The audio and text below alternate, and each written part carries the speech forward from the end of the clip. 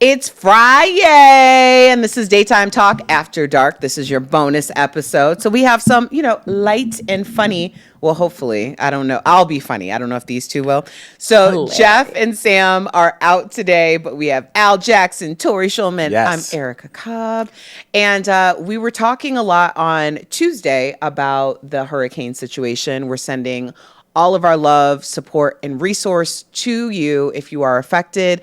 But we wanted to talk about some good news that came out of the hurricane. Yeah, so such awful news about such unexpected cities like Asheville and other places in North Carolina, and so many people without power. But we did want to give a shout out there about a certain dad. His name is David Jones, and he had to get to his daughter's wedding. But he was in his cars trying to get there. Was about a 7-hour slog due to the difficult conditions. So he went back to the back of his car, grabbed his backpack, and he started just walking on foot. And he walked 12 hours through the debris. I don't know how to say it correctly, but he walked through it. And when you walk through water and debris, it is rough going. Yeah. And he made it and showed up in a tuxedo for him to walk down the aisle with his daughter in tow. She made him walk some more? Oh, you're good. That's horrible. That was not funny, although that was so funny. You're horrible. Oh my God. What a terrible such thing. a beautiful story. Oh my God. So he walked the rest of, he drove the 7, then he walked the rest of the 5 hours. So total of 12 with a flashlight on him, and said, I sunk down in the mud. It was like quicksand right down to the knees, trapped, can't move. And then slowly moved each leg until I could get back up to more solid ground. So that's just like, what a father's love. That's just a beautiful thing to see out of something so dark. To see some light is lovely and motivational for people right now. But again, if you can donate, if you're in an unaffected state, they really need blood. Red Cross really needs blood. Hopefully red blood. Yeah, definitely red blood.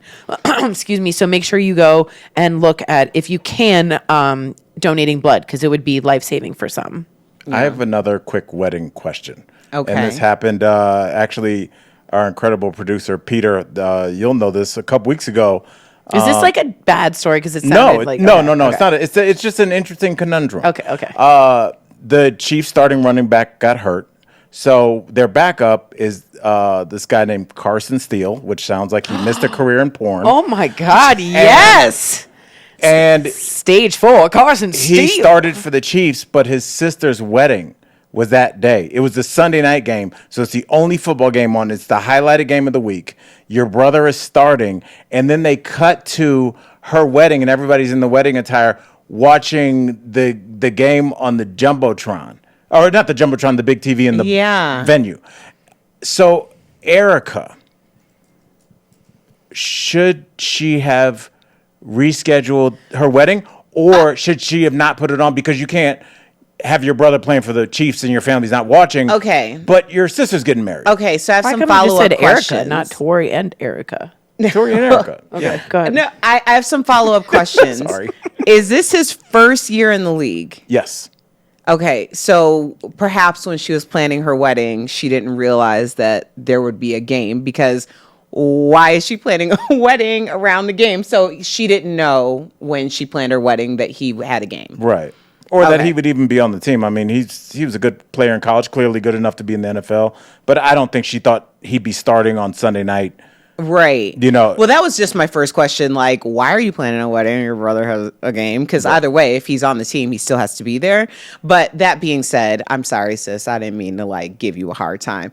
At that point, then you just have to do what you got to do. Well, everybody your has brother, to do what you got to do. had a cup of coffee in the NFL. What would you have done? He did have a cup of coffee in the NFL. Yeah. Well, at that point, that means you only were in the league for a little bit. Yeah. Oh, I've had a cup of coffee in a lot of places.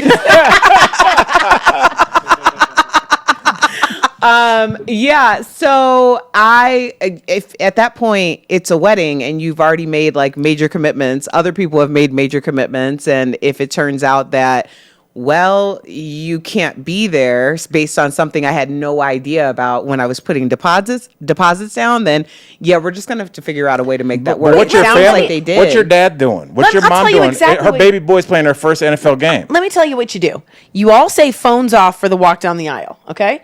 Reception comes up. You have a monitor or a projector, and people can watch if they want to watch at the party. But it's Erica's day. I get it, but your brother's also in the NFL.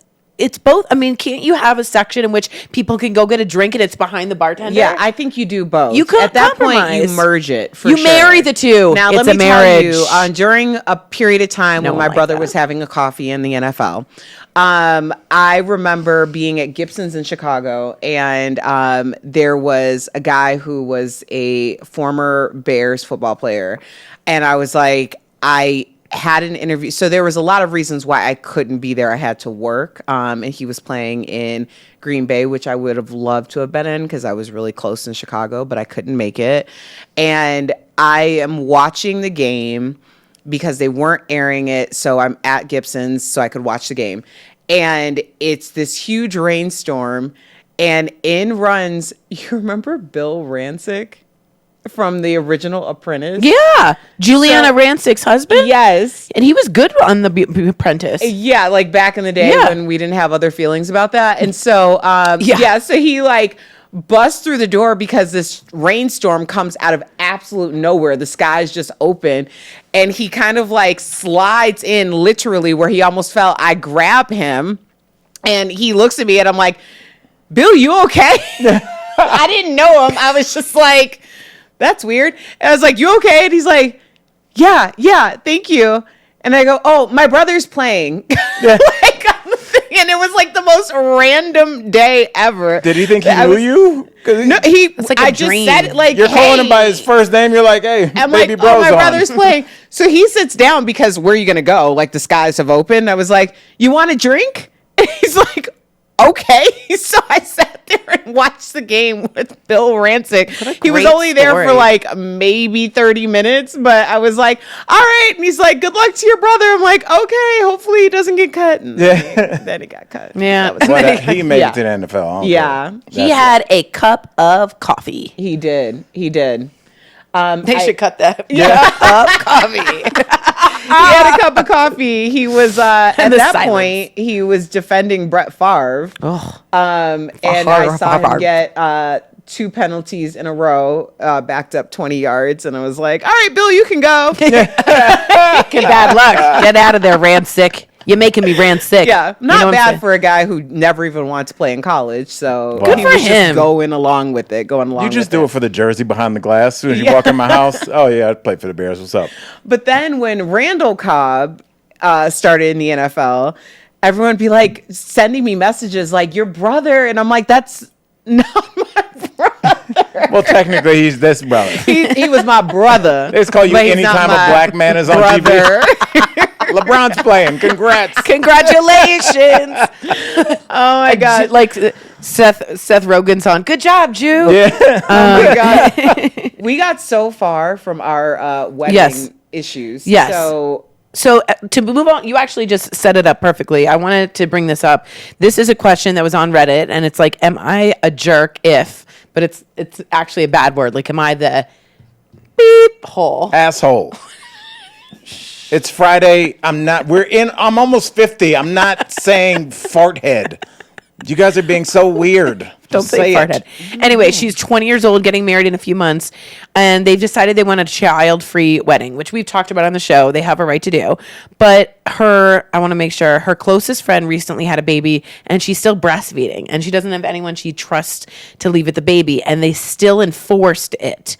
And she said, now our mutual friends are siding with her, saying I should have made an exception. I feel bad, but I also feel others might expect the same, and I could turn into a chaotic situation. So am I the fart head for not allowing my friend to bring her baby to the wedding?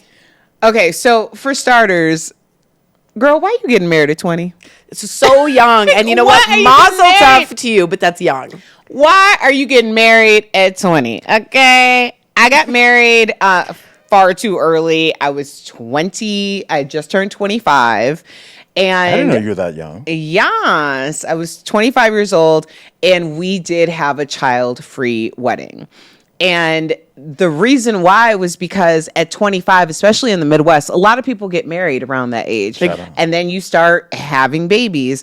And I realized that the amount of people that we had invited to the wedding, that it was going to become a Montessori. Right. And I just It's like a preschool. yeah, I didn't want that to be the case because I didn't have children. And especially when you're doing a formal affair, then very quickly it becomes, oh, isn't this so cute? Oh, isn't it? And I love children. I love babies. But like the idea of there being like a symphony of crying at any point that you just can't control, and you're supposed to be like, oh, I'd be like, get out when of you're there. spending a certain amount of money, it just doesn't become cute anymore. So I agree. can understand why people decide to have a child-free wedding. That being said, I did have one family that wrote me a very extensive letter on the back of the RSVP. And it was basically saying, we're unable to come to the wedding because we think that family is very important. And went on and on and on about was your how they don't invite? go anywhere without their children. And so I said, okay, so they're a no. And I just kept on with my day. And then a couple months after, I sent out the invites and they returned that to me. The mother asked me, oh, yeah, I was so sorry we couldn't come to your wedding. And I said, oh, I'm not. Oh. And she said, excuse me? And I said, no. I said, you have your priorities and your values, and I appreciate that. And I so appreciate you respecting my priorities and my value for my wedding day. And then we just looked at each other, and that was it. We never, and she disappeared. I was like, honey, for $120 a plate? Nah, dog. And Erica, yes, there is a financial element to this. And let's look at this woman and her family. Yes, they are a family. They do everything together, but there's two dynamics at work here. Yes, you are a family, you're a unit, but you're also raising people to be adults that are going to go into the world. And I do think that there's an important moment when you look at your kids and you're like, hey, I'm in love with your mama. We're going to go on a date. Your mom's going to get dressed up. You guys are going to sit here, and you guys are going to act right for the babysitter or auntie or whoever's coming. And when we come back, we're going to be a little drunk. Don't talk to us a lot. And we'll see you in the AM. And just your kids having the idea That's what that my parents used to do. their parents are separate from them. Your parents are not here to be a 24/7 maitre d' who all you know of them is them in a minivan picking you up from school and mom, I'm hungry, like barking orders. That's part of it. But part of it is like, that's your mom, but that's also Erica. That's also Tori. And she's a fully functional person that has needs. And some of those needs is to get the F away from you for a night. Get the And fart head away from Go you. have some fun with your partner and bring that love back into the house. So, like, I think you should tell your kids more often, like, I know the internet has leveled the playing field. Like, I grew up in the era of, like, you couldn't even ask, especially black folks, you couldn't even ask where somebody's going. Mm-hmm. Like, where you going, auntie? Don't ask me where I'm going. I'm Yeah. like, I just love you. I wanted to know, but, and I don't, I didn't know. That's one end of the pendulum. Mm-hmm. But the other one is like, I'm not going to go to my friend's wedding so we can watch, Shark Tale 4 again downstairs. Like, there needs to be some separation of church and state. I love that kids have more of a voice and more of a say, but I think it's a little bit out of balance at this point.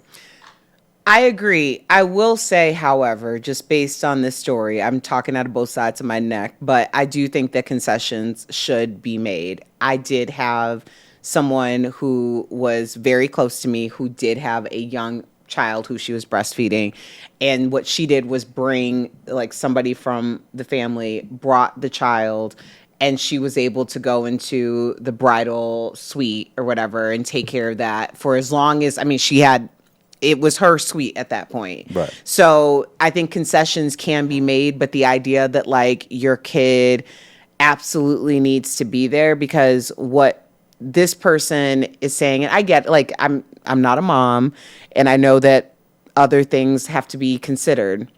But what the woman who sent me that message back was saying, what my needs are, who was someone who I, quite frankly, did not care if she was at my wedding or not. I was inviting her out of a courtesy.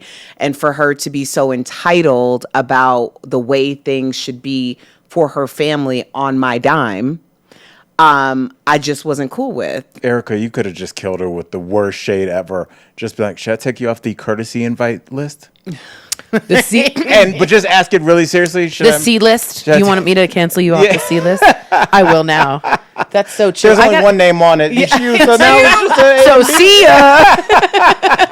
I do have to say, do you like, think, Tor? I had a child-free wedding as well. I was also 30, but I was like, I don't want children around because it's my freaking day. I don't want to hear anything. I had everything planned to a T, but I think breastfeeding takes the cake. You got to allow for the woman's, probably her breast, or this is going to turn into weird porn if someone Yeah. remixes it. They're like hurting her. She kind of needs to express herself. Either pump or yeah, feed. pump or move, like expresios. You know what I mean? So yeah, you got to allow for that. But I think it's fair to say, no children, your day. No children, your day. Yeah. No children. It's okay. Your And day. don't- It's okay. Don't It's feel your bad. day. I think there's a lot of parents now, again, that pendulum is swung the other way, where if they take one day for themselves and the kids are like, Mom, why? And I have practice. It's like, shut up. I have given you my body, all of my money, all of it. You sound like this is getting a little I'm personal just like, there. no. It's every parent who's worth I the hear salt. you. I hear you. And it's a joy. you're right. It's an honor. But at some point, can your mom and dad have 8 hours, Yeah. you little brat? So Chapel Rowan. Big facts. Speaking about being brat, I do want to just My get to kids are this amazing, question. though. Of course, your kids are amazing. And I got to be honest, you've told me about this, not just helicoptering, which is always around, but the need to, like, Brooks and I were on a walk real quick, and we were like, when you were playing baseball in your baseball league or soccer, did your parents become part of the team? Like, we were talking, like, we saw parents, like, doing the high fives with the rest of the team. I was like, no. Are you serious? Yeah, and I was like, Al kind of says that, like, parents have become part of it instead of like allowing a child to find their own hierarchy. A social hierarchy when you're young and figuring out who's boss and not is invaluable to later life interpersonal relationships. So I always find that parents that are always supervising, again, I'm not a mother, but I listened to Esther Perel, who says, a psychologist, that leaving kids to figure it out for themselves is often lost right now in this world. I wonder what age, though, is appropriate, because I do think back on some things when we were younger. Newborns, and I'm Erica. Like, Newborns. But no, I'm No, just yeah, wondering, no. because I'm like, there were times, like now, like my brother goes and takes my niece, who's 6 years old, to golf. And she does, she like a has Tiger a Woods? killer swing. I'll show you the video. She's really quite talented. But he stays there the whole time. And that makes a lot of sense to me, although it's a children's program, 'cause she's 6. And I Right. think about, like, we were being dropped off way earlier than Dude. that. So, like, are parents just more mindful because Yes. we know more? Yes. Like, hey, she's 6. Maybe that might be too young for her just to be on her own in this environment for hours. Yeah, but I was 9 years old, dropped off to fly on my own to Maine to go for 2 months in the summer alone. And I have to tell you, I'm not sure I'd be where I am if I didn't have to do all that, because I had to figure it out and adapt. Imagine a parent doing that now at 9 years old. 2 months, and I couldn't call them yet once a week for 15 minutes. Do you know Yeah, that's they a made lot. rich kids grow up faster. They did. Rich white Jewish kids. We went to Maine and we struggled. I'm going to say and now this we're in because therapy. I didn't realize until I talked to 9 Bert years in old. my podcast, my Safer is More partner, Corinne. I didn't know that almost all Jewish kids go to camp. In Maine, they spent a gazillion dollars. You know why? It toughened me up, but they're all vacationing. I didn't realize that. Judy and Jerry were in Venice. And meanwhile, I got an ear infection from the lake, and I'm begging someone call mom. Did I ever tell the story of that camp my mom sent me to? Yeah, in the 80s, before like the internet, where you couldn't really check things, and she sent That's me. what Mom Judy Yeah, she did, sent me to Jerry. a camp for like wayward teens by accident, and it was in Canada too, which is like that was like going to Turkey back then because it was like no one flew anywhere. That's back when you got a paper ticket mailed to your house. Why'd you go to Canada? Because my mom found this camp and she was like, "Oh, it looks like archery and stuff." And Can you I got imagine Al? there, and the first night, like the director came down What up? and he was like, "You know, we're looking forward to a good summer, and I know a lot of you guys lost your way."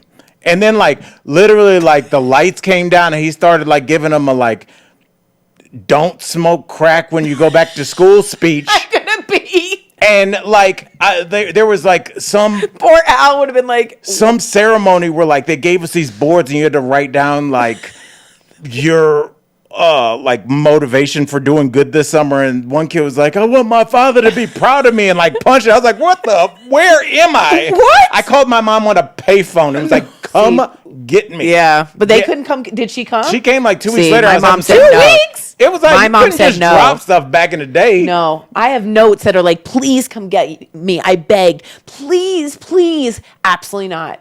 I'm begging you. I'm begging you Well, to they come were get like, me. "We're in no. Capri." Yeah, they were. Yeah, Man, that really I stunk. can get you emotionally. Yeah, Oh and my it said gosh. at the bottom of the note, I found one recently going through my mom. She just passed away, and it said, "At P.S."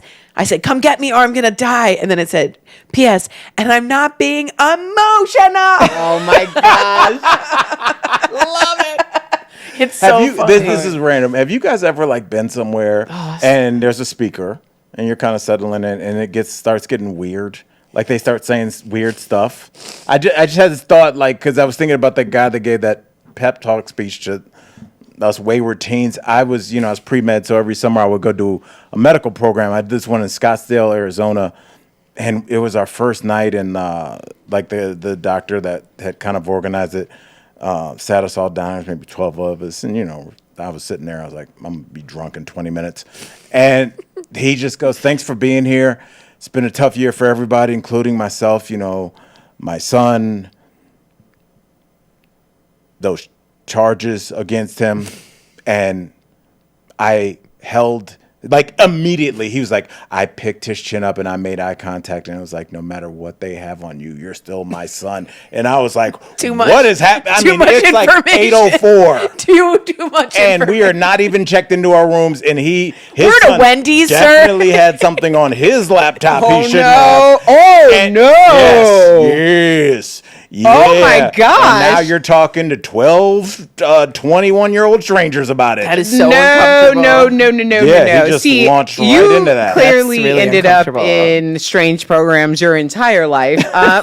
So weird. The rest of us, maybe not so much. That's crazy. I have to bring this story up because I really want to get y'all's take on this. Talk. I don't know who this is. Who you say this Okay, is? so Joel Kim Booster. Who I've been we keep hearing think- this name we coming out keep of your thinking mouth. it's kombucha. He's a comedian. He's an actor, and Pull a so picture up. Yeah, I'll pull up a picture. pull it. So recently, he was Joel in Kombucha? industry. He's been in a lot of different things. I think he was on Loot, not Hoot. Oh. She's Luke. making stuff up now. No. Okay. Oh, so he was on the other two. I love that show. Oh, Yeah. Oh, is he Yeah. the manager on the other show. two? super funny guy. He's Okay. I love the other two. So I, of course, don't am obsessed with the Bravo sphere. I love everything Bravo. So Joel Kim Booster has been on Watch What Happens Live a lot, which is Andy Cohen's late night show. And then it turns out, unbeknownst to us, the viewer, that this new show that they are going to premiere on Peacock with 3 or 4 single housewives called Love Hotel is hosted by Joel. And we wouldn't have known that only on Sunday. Apparently, there was a rap party. Now, keep in mind, he's the host of the show. And he goes on to social media and posts about one of the stars of the show, somebody who's been on with us, Shannon Beador. Shannon from Real Beador is someone I Housewives know. of Orange County, right? So he says essentially, being on a reality TV show doesn't make you a star. Where you're just known for being a drunk and going through a series of bad relationships. And it doesn't give you license to treat other people poorly. And he says all of this on an Instagram story. Now, the story has since been deleted, and I think that probably has something to do with maybe NBC Universal. But I'm just curious because we have all worked and are, hosts in the television space. And is it ever appropriate to sound off on your social media, even if there is an actual injustice? Like he never was specific about. Well, he says Shannon Bedore treats people, quote, like they're subhuman.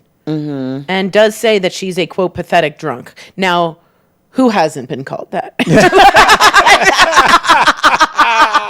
No, I'm kidding. But that's my mom write this? Yeah, this is quite a accusation. You're right. So for a rap party, like what would it take for you to be like, I don't care if this company, and keep in mind, that's a big umbrella, ever hires me again, I'm just going to speak my truth. And he says they will make me delete this. DM me if you'd like to see videos. I know. Oh. That you can't look. We should zoom in on that part. Yeah. Look, there's levels to this, and this situation strikes me. You know who I learned this from? The homie Hannibal. Because I was... Tell people not Lecter, Hannibal Buress. Buress. Hannibal Buress. The very famous comedian, actor, and singer. Good friend of mine. And I think I'm a lot more impulsive, especially back when I was drinking. I was like, we're going to tell that guy we're coming in, And he's like, let's sit back and think about this. And I think, and Erica, you later became this for me at DBL. Take a breath. And at least make sure that you consider all of the fallout from this. Because... what did they say? You've heard those rappers say, you got guns, we got guns too. Like, she's going to come at you too. Everybody always says, what I'm going to say to Erica? Here's what I'm going to say to Tori. She's not ready for that. But you never think about what they're going to do back. Yeah. And so you need to be prepared and understand that if you're going to go forward with this, you're going forward with it you're open to all the positive and negative. He says, I don't regret it. I hope you screenshot it. I hope she suffers. Let's just say I can't imagine what this other guy she was engaged to went through. Poor guy. Yeah. And what someone wrote here in realityt.com. Reality T16. Okay. Yeah. Thank you. But how did you mess it up? You're reading No, it. it's not from there, but I wanted to give a shout out to there. Why are you pointing at it? Because I'm reading something. Stop. What in the holy hell did Shannon do that to him? Because it has to be so egregious that he's willing to. He obviously knows. Yeah, it sounds like he thought about it. Yeah, he knows about defamation. He wrote for Billy in the Street. This guy knows about that kind of writing, and so he is clearly willing to put himself out there. And okay, there's a part of me that's like, I can respect that, right? Because he later posted. I wouldn't do it, by the way. I wouldn't either. I wouldn't have done it. I wouldn't do it either, simply because I'm a chicken. My motto is, do I want to be right or do I want to be successful? And the right other one only lasts like in the moment. Being successful has longevity behind it. And it also shows that you have the ability or the power of discernment and maybe a little bit of discipline. Like, to me, if I'm really thinking about how I can combat this situation or how I can come for this person who may have very surely valid reasons, right. There's something happened. Right. But to me, I also am not like a long game thinker on my feet in the moment. So if you do something to me and I don't want to be right, I want to be successful, just be prepared that this long game situation is going to be rough for you. Yeah, she plays like Game of Thrones. Yeah. She's like, in 2 generations, your children will suffer more. Really more. I really want to get to this quickly. She does. Then an eagle just comes and lands. I am not a retribution person. I will never do something to someone else, but I'm like, the way my ancestors show up, I'm just going to tell you because the wrong road. And Tor, I know we got to run, but I'm going to say this, and I want you to have the final thought on it. Erica, you're talking about approaching this with, full focus, like an adult. I'll be successful rather than right. And that's all good. And I would agree with you on that. But at some point, do the bad guys always get to win? If you saw somebody disrespecting, because that's usually what bothers me, and I'm saying this more of a general, is there ever a time where you go against your principles that are probably the correct ones to be like, nah, you're not going to disrespect This guy did. anymore? Yeah. This guy Is did. there a point where you're just like, not today? I not- understand the consequences, and nah, dog. What do you think, Tor? Well, I think this guy's putting his fame, which is, by the way, I looked it up, like a lot of things. He works on Big Mouth too, a lot of comedic power up against a reality TV star, and he's going, let's play. So he's putting his weight against hers, and something must have been done. Guess what the best answer and defense of defamation is? The truth. So if he has something behind that and he can back it up, he can drill her down and say she treated me poorly if she did. Have you ever come at somebody on social media? We got 30 seconds. No, because I'm a real chicken. I know. I would be really shocked. am. Yeah. He did post a photo of him and one of his friends and said, "I'll go to war for you." So Wow. it kind of insinuated that that's who he was Yeah. defending. I mean, this And guy was offended I here. mean, hey, Yeah. if you got a friend like that, I respect I it. kinda These ain't two mad at right you, here, though. those are my friends. That's right. Like that. And I'm we're there. your friends. Let's too. go. Yeah, I'm let a us friend. say it. You don't have to say, and they're my friends. I want to believe it so. let me make sure I'm not I lying. love these friends, and we miss you, Sam and Jeff. But come back with us next week on Tuesday. Same time, same place. Thanks, y'all. Bye, guys.